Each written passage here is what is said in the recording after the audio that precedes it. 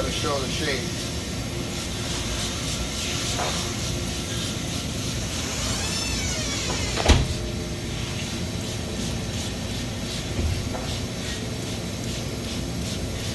What is that? This is called liver of sulfur, or sulfurated potash. We just call it liver for short.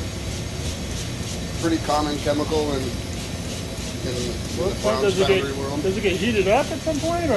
Yeah. This chemical can be used cold. So it's pretty startling. So it doesn't. I guess it doesn't hurt your skin. This one, not so much.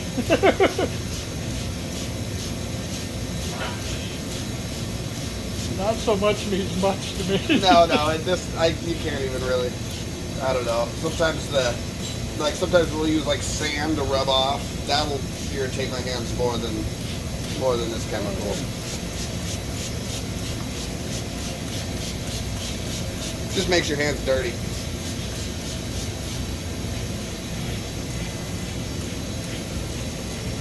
Yeah, this is where the experience has got to come in, because you'd never guess that was. You know, you got.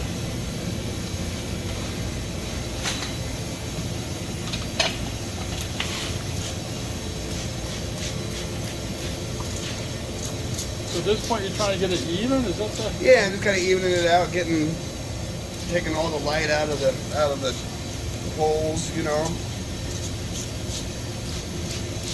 Yeah, just kind of making it even, and then we're gonna rinse all this off, and then we're gonna start doing the rub back.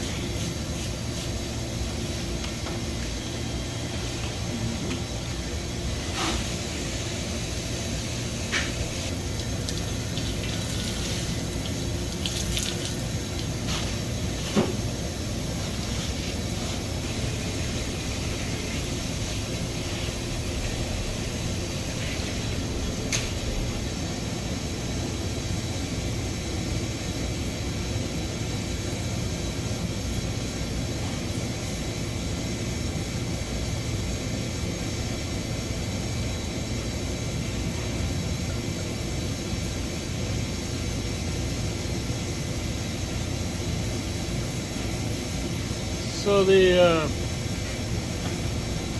I'm sorry, what'd you call it again? What's that? This is called liver of sulfur. The liver of sulfur, so that it took off, so it lifted some of the surface, or you just like taking off the... I've taken off most of it. Basically this dark stuff's going to stay in the cracks and crevices and things like that, like your hair. You see, oh, right, yeah, cool. This is going to bring out all your detail and your fingers and stuff like that. Oh, yeah. I think I mentioned I've seen somewhere like there was a green underneath there, kind of a dark green in the crevices, and then Yep, that is something we can do as well. That's called an antique patina. Oh yeah. So that's what we would do, is we would kind of start it out the same way if we were to do that, and then we take the chemical that makes green, which is copper, and just kind of do what we call a wash over top, and it just kind of looks like rain, you know, it kind of looks like water kind of going around it, and it'll kind of build up in the cracks and crevices and kind of look natural, like it's just weather. Yeah, that is, I think maybe it's the future, that might be something. Yeah, that's a really pretty one too. There was a guy in town that since passed away, Jim Guillaume, and he did a piece, a bust of a woman that's got that. It's really, if I come back, I'll show you a picture of it. It's pretty cool.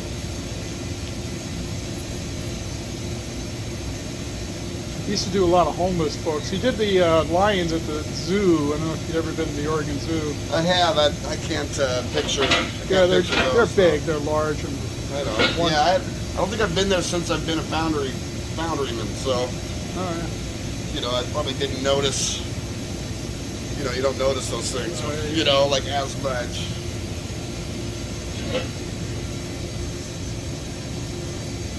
How'd you get your start? Well, my brother who works here, he's a tooler or a builder. Oh, cool. He kind of went to school for it and started working in a foundry, and I was always a kind of an artist kid, a painter. Frustrated artist? just just an amateur, just drawer or whatever. And Kind of thought like I'd be me. good for it. You a Marvel Comics guy or anything like that? Oh, I or- was a comic book kid. Oh yeah. You ever do a spider? I got a Spider-Man on my jean jacket at home. Oh, right on. When I was a kid, I used to do all the like, Oh yeah. you know, the Hulk and all those guys on your. Yeah. Yeah, I had my stint. I had my own little comic book in 6th grade. Oh, cool.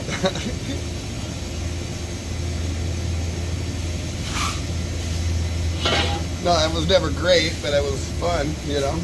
Well, this is, you have to have a really good sense of colors and kind of all kinds of things here. Yeah, Besides just the chemistry and everything else. It's really fun. Yeah, the design aspect is really fun. When you kind of the complementary colors and that kind of stuff. I'm gonna hit this again because I got some things that aren't as smooth as I want them to be. So I'm gonna.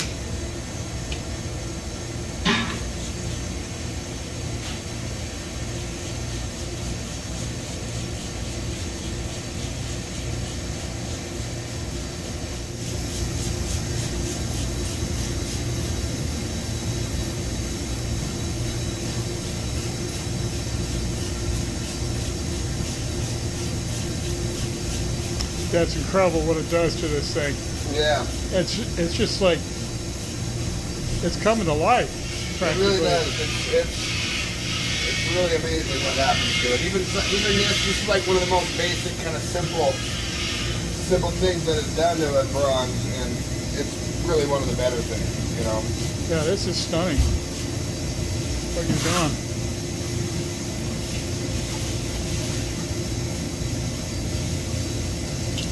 I hadn't thought about it, but should we like consider doing something different with the hair? Like maybe make the hair a little darker or something? My suggestion is the hair. Since the hair has more texture in it, it's gonna be different. Okay. A piece like this, to me, just kind of begs to be kind of one tone. Okay. That's been my thought, but I just If it had more detail in it, we could get away with maybe, if she was wearing scarves or something, you can get away with more tones, but. Well, like some of these, like the otters and other things that are multicolored, that are kind of realistic. Yeah. That was kind of cool, but when I first saw it, but I'm over that. It's a little too. It all depends on the piece, Yeah, it does, but I don't mean to speak bad, but it's just not my thing, Yep. So.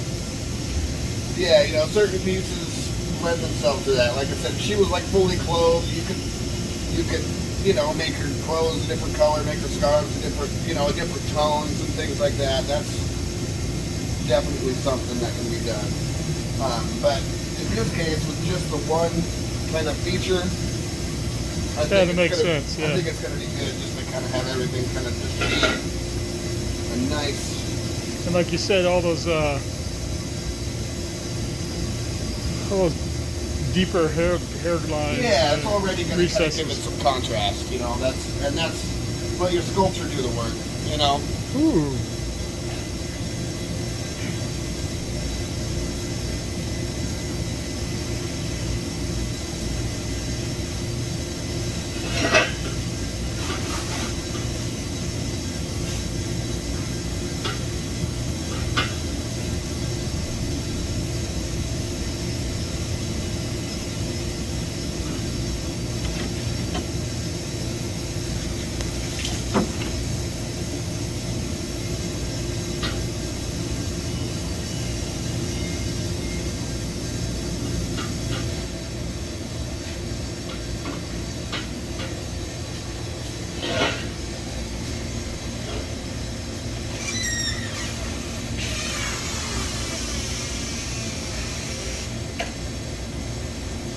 I guess you guys been super busy, huh?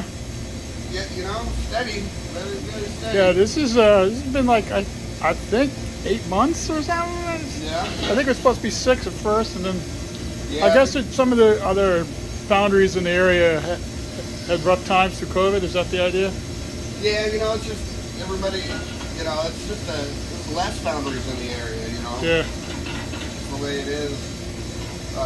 Seems like anybody that can do pouring is pretty stocked up on things before. I know some artists that are having a hard time finding the foundries to pour for them. Like they do all the rest of their work themselves, but they can't even get the raw. Like it's hard to even get the raw castings at the moment. Wow.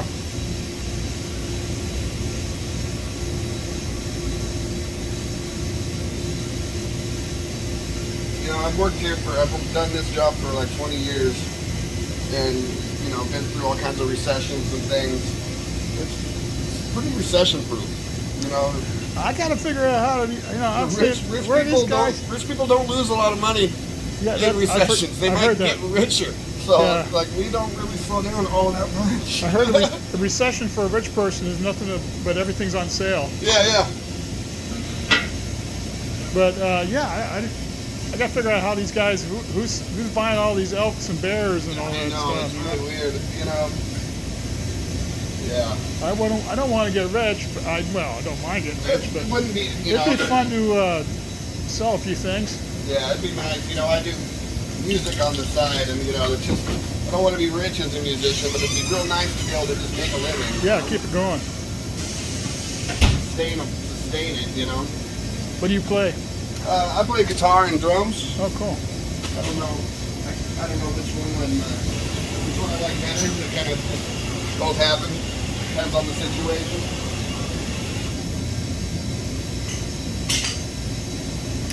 Yeah, it seems like Portland's a pretty good town for that. Yeah.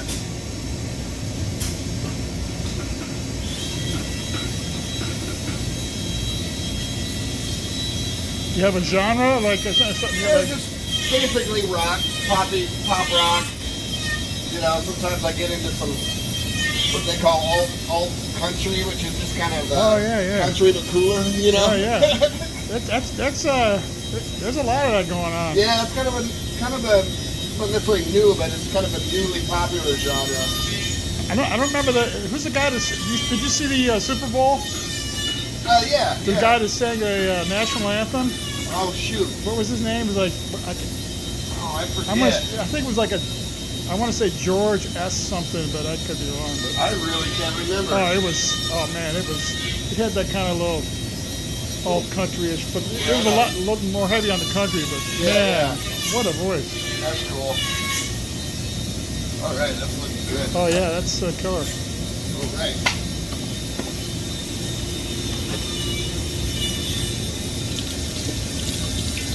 So now the next chemical is ferric nitrate, which is basically rust. You know, ferric is iron, so it's going to give it the kind of warmer, redder tones, orange. But it's going to go on clear and kind of act like a stain. You can still see all these darks coming through, but it'll look like a stain over top.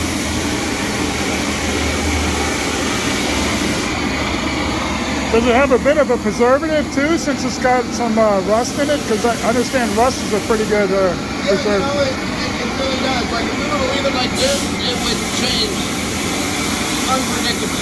You know, it'll go dark and do all kinds of crazy stuff. When you put the patinas on them, no matter what patina it is, it kind of stabilizes it a little bit and kind of jump starts it in a direction. You know. So it makes it a touch more predictable later, what it might do. Yeah, like when you see outdoor monuments that over the years have changed color. Yeah, and a lot of times, you know, patinas they're not archival, you know what I mean? It's living, it's a living art, you know, like, even if you keep it inside and take care of it, and relax it every once in a while or do whatever, it's going to change on you, you know, it's just something that, you kind of have to embrace with problems, you know. That's the beauty of it in itself, you know. It's going to change in its own way.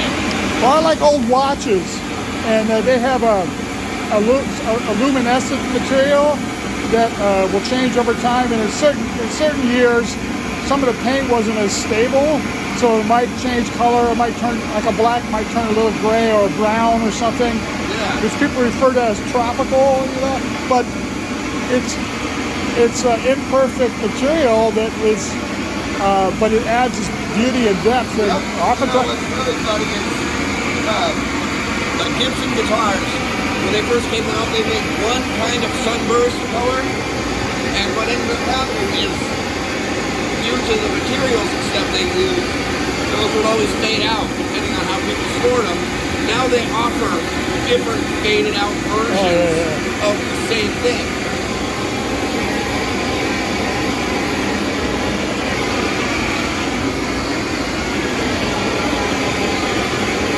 Yeah, it's funny how somebody might put it either away from the light in a darkened closet would change it versus being in the sunlight. Yep. Oh yeah, there's all kinds of things.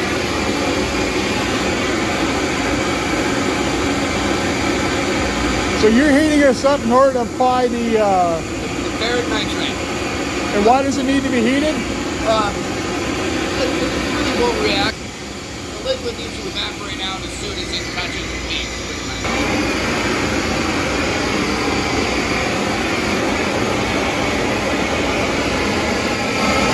If you weren't to heat it up, the chemical would just kind of go on and slide off, you know. Oh, okay.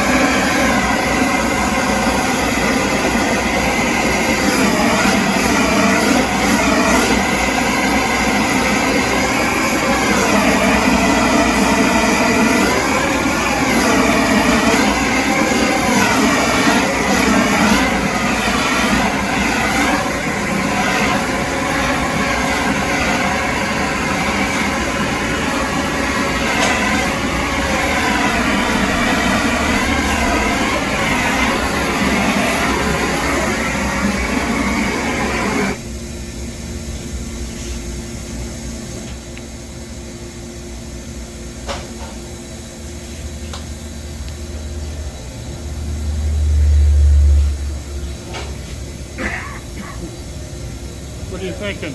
I have a chemical that's going to tell us what it looks like when we wax it. Just looking for that now. Is there? What are you thinking? I think it's the tone and everything it's great. I don't know if it's quite there. Is there anything that would get a little bit, just a hint more red, or like you want more red? Just yeah, we can. I don't know. It's kind of like. I could put a little more on, and I could do it a little bit hotter. That will kind of bring the reds up. But here, it's a little bit deceiving sometimes. This is what it's going to look like waxed.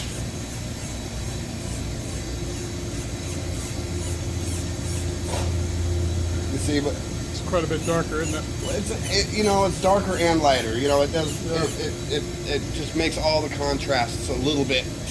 You know what I mean? It does. So.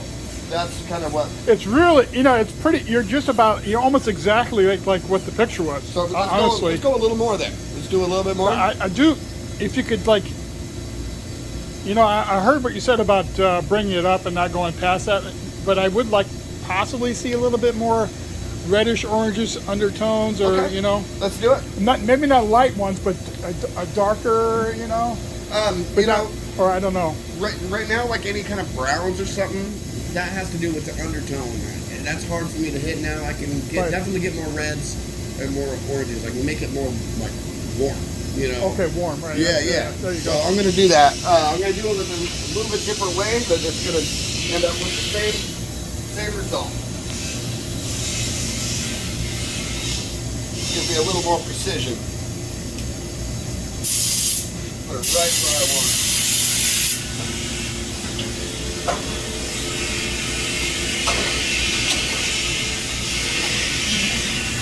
I like that. So those areas will kind of pop and they'll sneak up on you instead of like over.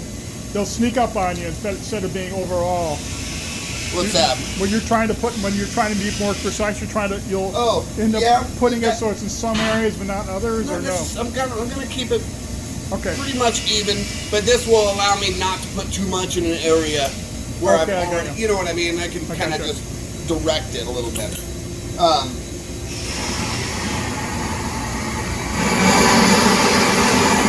This is different material, or just same chemical? The application is a little bit differently done. I'm going to do it. We're going to atomize it, so we'll just make the droplets smaller.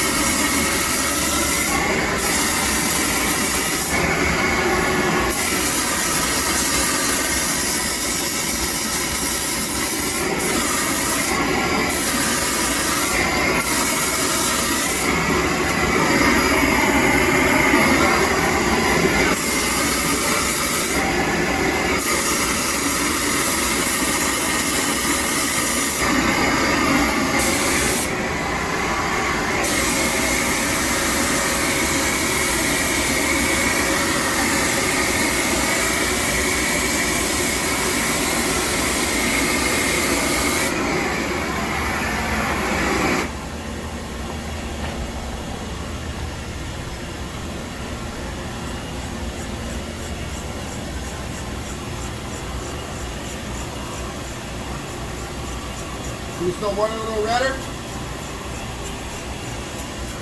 It's hard to say. What do you think? I mean, yeah, like I said, it gets very subjective. I think she's a very good color. It's all just kind of up to you. Yeah, I hear you. The reason I asked you, and I don't mean to put you on the spot like that, is more like if I had a better idea, like part of me thinks a little bit more, but at the same time, I don't really want it to get too much darker, if that makes sense. Okay, well, I don't want more browns, you know. And I like the golden that's in there now.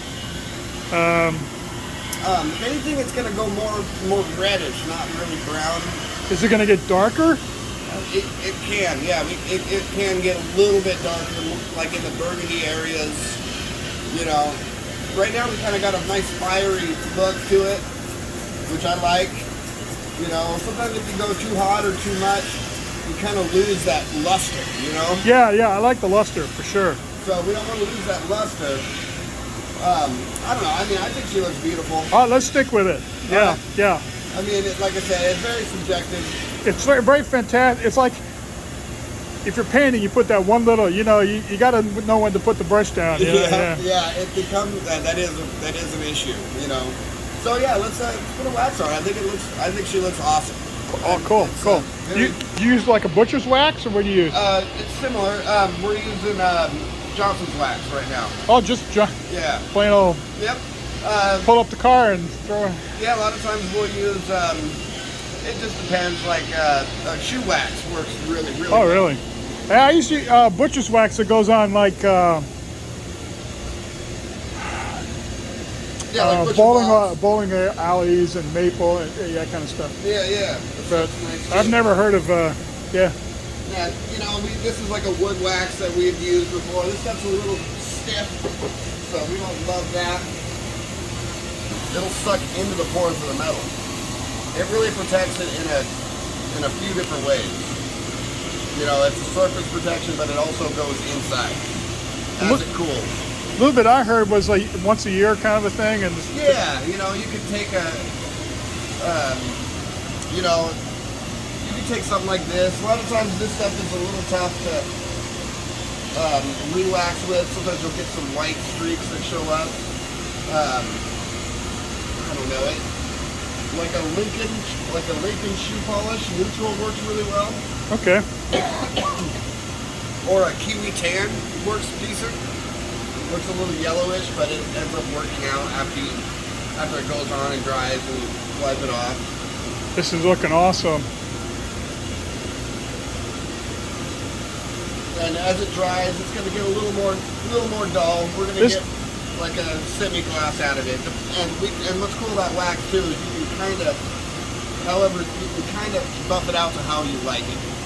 I like it because this is what I was going for. You got the. It's hard to see when it's white or flat, but now you can see the ribs and all the kind of like the spine and all the extra little.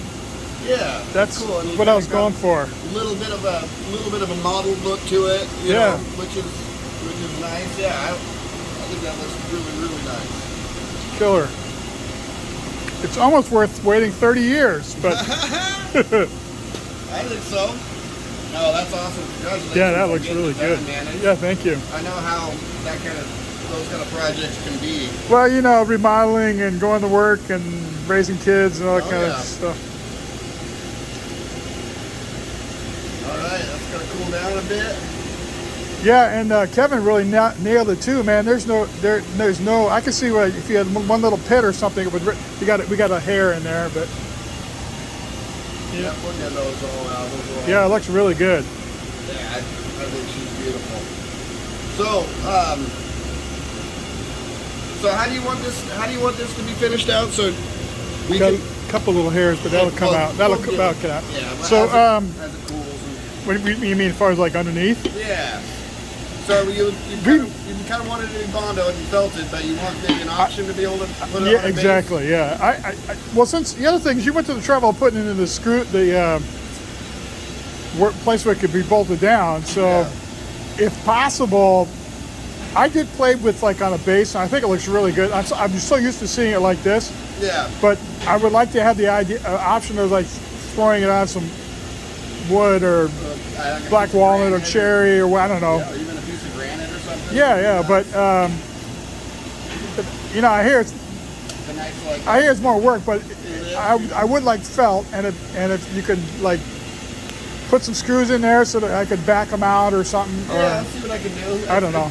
It'll take a tiny. I've already been thinking about it. I think I got an idea. Okay. To make that work. Because the other thing I was thinking, if you could, you know, obviously you know what you're doing, but well, this is what I was, and thinking was taking a screw, cutting the head off, put a slot in it, and then you could back it out. Or depends. I don't know what your process is with the Bono, so maybe just put the screw with the head and leave it in there, and then I could back it out. What I'm going to do is I'm going to put a screw in there and let it protrude out some.